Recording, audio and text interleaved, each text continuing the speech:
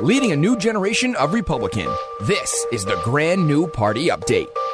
The World Health Organization recently declared processed meats to be as dangerous as cigarettes when it comes to causing cancer. Should be noted that they said eating meat also had some benefits to it.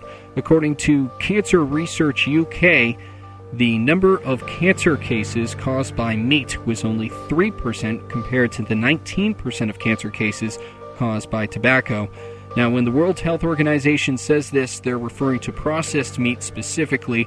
That's meats modified to extend their shelf life or change the taste. That includes smoked meats, cured meats, or adding salts or preservatives. Dennis, are you going to change your eating habits after hearing about this? No, I'm sadly not, although I was told that I should probably start dying. Who told you that? Christina. That's what I thought. It's your fiancé. Dennis, you're looking a little chubby there. I have gained, since high school, I did gain some weight. That happened. But no, I can't believe they're trying to compare it to tobacco. And I sell tobacco. And I hear it all the time, like, oh, you sell cancer. And it's like, no, I sell free will. And then you get those commercials on TV, and my favorite one right now is the one where there's this African-American guy walking around and goes, cigarillo smokers be like, it tastes like strawberry, bro. And I instantly think of our White Owl strawberry cigarillo. I'm like, it does taste like strawberries. I think the big thing is that people are trying to find blames for cancers left and right. And in some cases like this with the meats, people have been eating salted meats and preserved meats since, well, let's say the beginning of civilization. I'm guessing somewhere in the study it's about the excessive amount. Anytime you do something in the excess range, you're going to have health defects. Your body is not meant to take in X amount of sugar. Your body's not supposed to just eat candy bars. You can't live on candy bars. Having a candy bar once in a while, you're not going to get diabetes. But if you eat a candy bar twice a day, every day, for 5 years, you're probably going to get diabetes. It's like smoking. If I choose to smoke a cigar once in a month, maybe once a week, I probably won't get cancer. If I do it every day or 4 or 5 times a day, well, you've reached this part of excess, and now you probably will get cancer. According to Cancer Research UK, where they said the number of cancer cases caused by meat was only 3%, versus 19% caused by tobacco. Now consider how many people eat meat on a regular basis, even daily, compared to how many people smoke tobacco on a daily basis. I want to say the argument that cancer is coming from meat, if you're talking about 3%, is negligible at best compared to the tobacco statistic, which is way less people. I mean, not that many people are vegans or vegetarians when you look at the overall population. Yeah, if you're looking at pure percentages, you're looking at like crazy amount. It's like not everyone is a smoker, but pretty much everyone is a meat eater. What this is it's another way to get people to either eat more organic or to switch their eating habits because they want to control the population. I know I sound like a conspiracy theory nut, but that's what this is. It's big government trying to tell you what to eat and what not to eat. I want to clarify this because when you say control the population, a lot of people think of, the elite smoking room. What you mean to say is that experts have determined that they think something is bad for people, and now all of a sudden they want to change everybody's lifestyle. Right. Or, you look at who paid for this survey, followed the money. That's actually a good question, too. Now, this is a World Health Organization survey, but I did not look into how they collected the data. They might be collecting the data from other surveys and then just analyzing data that's already been collected. That's how some of these surveys work. Right. I mean, I don't think this survey is going to change anyone's eating habit. Look, we are all human. We all live our lives. Some of us live for certain reasons and some of us live for others. But at the end of the day, your life is your life. You get one of them, unless you believe you get multiple ones. I don't subscribe to that. But you get one of them. And I would suggest that you live that life by faith, and you live that life as a good person. Eating meat doesn't make you a bad person. I know some people would disagree with that. I'd call them crazies. Eating meat does not make you a bad person. God put the animals on the planet for us to use and consume, not for us to baby and pet and all this other stuff. I should add in, because diets are kind of finicky. Some people swear by the Atkins diet. Other people swear by a diet where it's all carbs. We all have different bodies that develop differently. I have a friend that is on the Mediterranean diet, and he swears that's the best thing for him, which is just eating the types of foods and drinking the types of liquids that people in the Mediterranean have.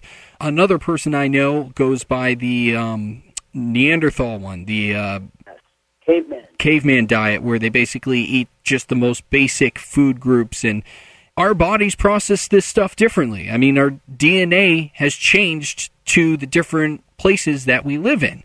So I don't think you could find a unified diet that really works for everybody. In fact, when the most famous thing is the food pyramid. That's the thing that we're all taught in school. John Stossel did an excellent show on diets, and he went into the history of how the food pyramid was adopted by the government. And the fact was, even at the time that they adopted it, it wasn't proven scientifically. It was just a theory. And they were like, well, that sounds correct, so we'll go with it. Couple of things. I dated a girl who was all about the paleo diet, or the caveman diet, which is eating things that you could only find as if you're a caveman. Well, that didn't work for me because I like my chocolates. Although you could find chocolate back then, the cavemen were not smart enough to make chocolate. So things like chocolate or my fake cheeseburger from McDonald's, I wanted to eat. But at the same time, I remember in nutrition class, and one of the first things our nutrition teacher said, if you're doing a fad diet, it's not going to work. Fad diets don't work. You just have to eat the right balances of food that your body is apt to get. I want to know, with the caveman diet, does that include not cooking the meats? No, you can cook the meat. Okay, I just wanted to clarify. Well, they got fire eventually. Eventually. I was actually asked tonight, like, my friend was like, have you ever had the urge to bite into red meat? I said, no. I've never had that urge to look at a raw piece of meat. That's probably why I don't eat sushi too much. And go, that looks good. I want some of that. No, I like the idea of cooking my food. I don't mind sushi. I like sushi, but I will say this. One time I visited an ex-girlfriend who had gone completely vegan, and she, that's not for me. I respect people who go that route when they're not too preachy about it. Mm-hmm. But absolutely. In any case, she was on an all-liquid diet at the time, and she mixed herself up lunch. I'm using quotations here. Lunch out of this juicer, and it was all these different vegetables, and she was like, oh, that tastes so good. Here, would you like to try a taste? And I was like, sure, I'll give it a try. So I took a sip of this. This thing tasted like dirt. I literally mean that. I mean, I had a flashback to when I was 2 and putting dirt in my mouth, because that's what this tasted like. And, I mean, I find that a lot from people who are vegetarians, where they say the veggie burgers taste the same as actual burgers. If you taste a veggie burger right after tasting an actual burger, I mean, they have some pretty good imitation ones, but you can, for 90% of the time, tell the difference. And I think it's because they just haven't tasted real meat in so long that they forgot what it tasted like. Speaking of the juicer, I lived with these people up in Maine, up in Bangor, and they were always on the new fad. Whatever was on the new fad. Right now it's juicing. We watched this Netflix video about, this guy who was overweight and sick and dying, and he got this juicer and he juiced his way to health. And I was like, all right, I'll bite. And they went out and they bought all these fruits and vegetables and all this stuff. And they made these giant batches of juice. And one of them put green peppers in his.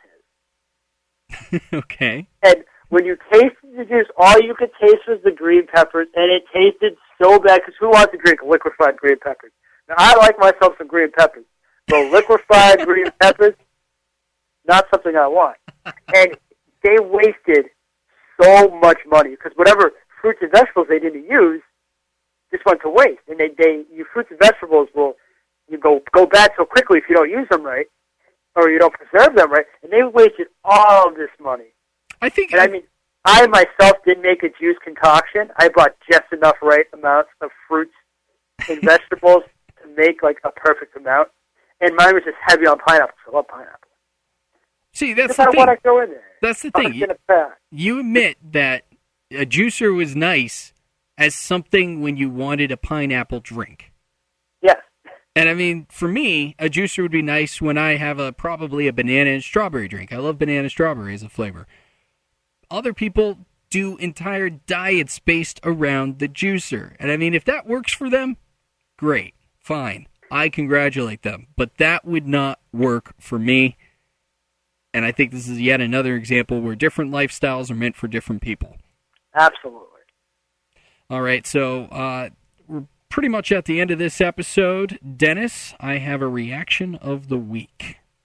Oh, then feel free to enlighten us. Okay. Well, the United States is about to hit the debt ceiling. That's going to happen November 3rd. So the U.S. Treasury recently announced that they're temporarily halting bond sales in anticipation of late action by a divided government. So separate from that, the United States House recently passed the Default Prevention Act.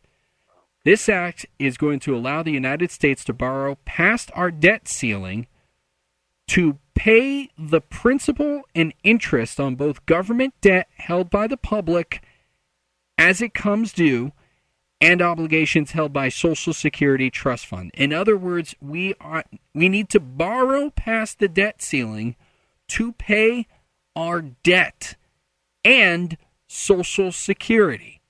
Now, if this isn't an alarm sign as to how far gone our U.S. debt problem is, I don't know what is. We need to get politicians who aren't talking about balancing the budget in 10 years. We need politicians who aren't talking about balancing the budget in 5 years. We need somebody who's going to balance the budget within their term, because if it doesn't happen within their term, it's simply not going to happen. The reason why they say, oh, it'll be balanced in 10 years is because they want to win the next election. And when the election after that happens, it'll be another 10 years, and then another 10 years. If we don't have people cutting the budget today, and I don't mean cutting the deficit, I mean cutting the budget, we are going to be in serious problems in 5 to 10 years. The debt is no longer a problem of tomorrow. It's a problem of today. Absolutely. And that's my reaction of the week.